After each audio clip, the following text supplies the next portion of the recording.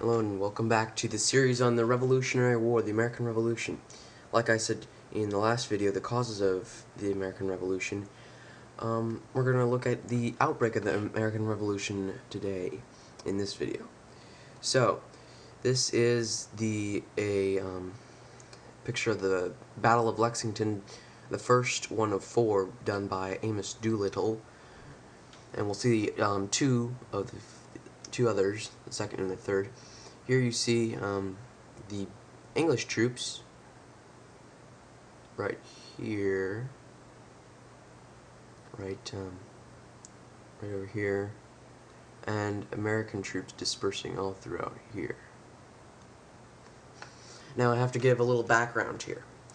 Now there was a rumor that there was munitions, ammunition, guns, supplies, military supplies in a little town called Concord, Massachusetts, and the British needed to send some troops to go capture those supplies because they didn't want it to be in the colonists' hands. Like I said before in the last video, things were getting out of hand in the colonies. There was growing violence, and so here the British were sent out from Boston, Massachusetts, to go capture Concord and take back the supplies.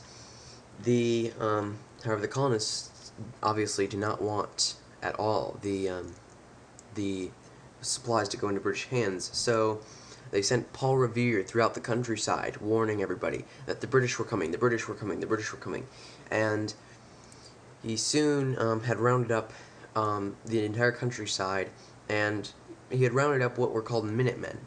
And what basically a Minuteman was there was militias. There were certain militias, colony militias. Now a militia was just a bunch of guys who, whenever there was a war, they were called upon. So kind of like a reserve for like a state. There's still several state militias in action now. Whenever there was a war, the militias would just gather around and go off and fight. But they weren't actual soldiers, they were farmers, they were blacksmiths, they were whatever they were, and then when there was a war, they got their guns, they headed off to fight in the army. That was the militia. The Minutemen were part of the militia, but the Minutemen were special. The Minutemen were special because they were kind of like your commando troops who, whereas the militias had to get organized, and the Minutemen were like special forces because they could go and go. That's why they're called Minutemen, because supposedly, in theory, they could be ready to fight within a minute. And so the American colonists who engaged the British at Lexington and Concord were Minutemen. No one actually knows who fired the first shot, which is called the shot that heard around the world because it started the American Revolution. It may have been a British soldier, it may have been an American colonist. No one exactly knows. And that will probably be one of the greatest unsolved mysteries that history has ever known. Who fired the first shot at Lexington? No one actually knows, but we know that the first shot was fired, and it brought many more shots along with it. 8 Minutemen were killed, and the American colonists dispersed and retreated, and the English were ready to march on Concord once again. And so I'll pull up this next slide. Will show the British marching into Concord. Okay, so they're marching into Concord. British forces are marching into Concord. Here you see British forces. Now, usually in slides like this, in pictures like this, by the way, this is the second picture by Amos Doolittle. In slides like this, usually if you see a soldier with a red coat on, like this right here, it will probably mean he's British. But that's not always the case, because you remember that the American colonists were basically English citizens.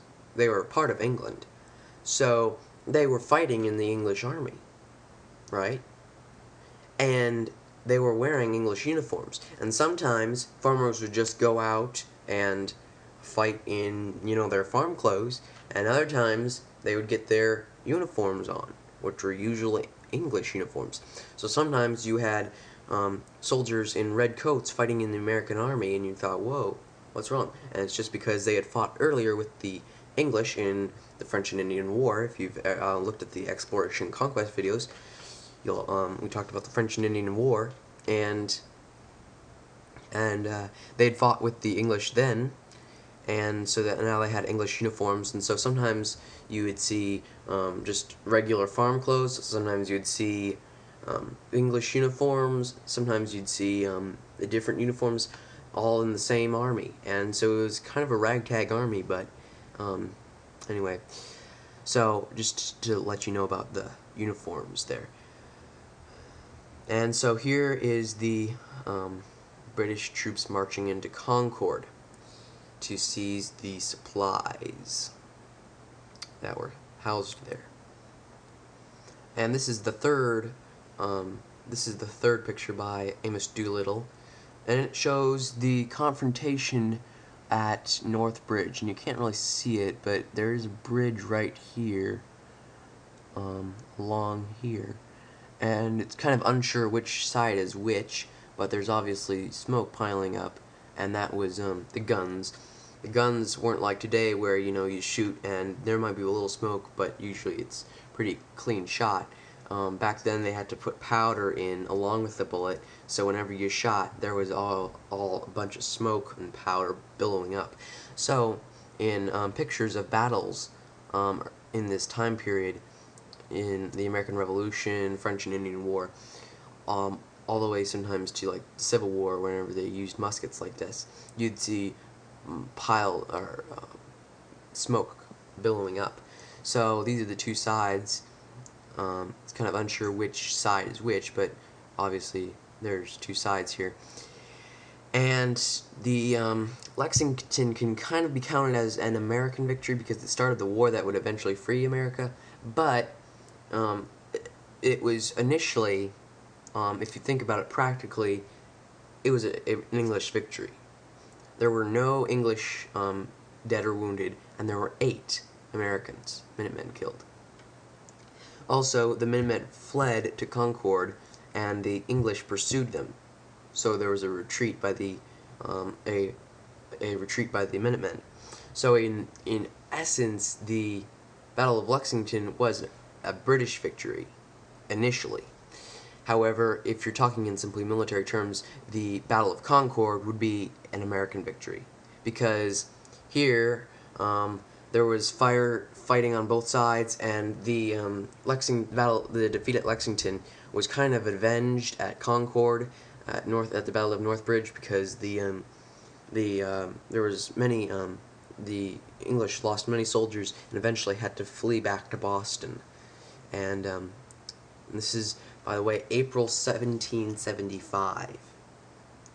Now you'll notice that nothing really happened until next year, July of 1776. Usually when we think of the American Revolution starting, we think of 1776.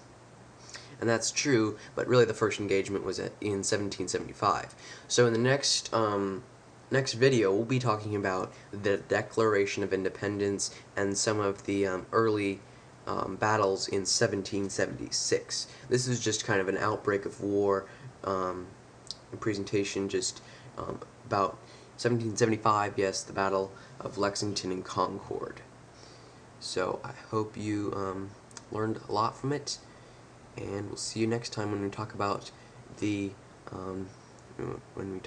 Declaration of Independence.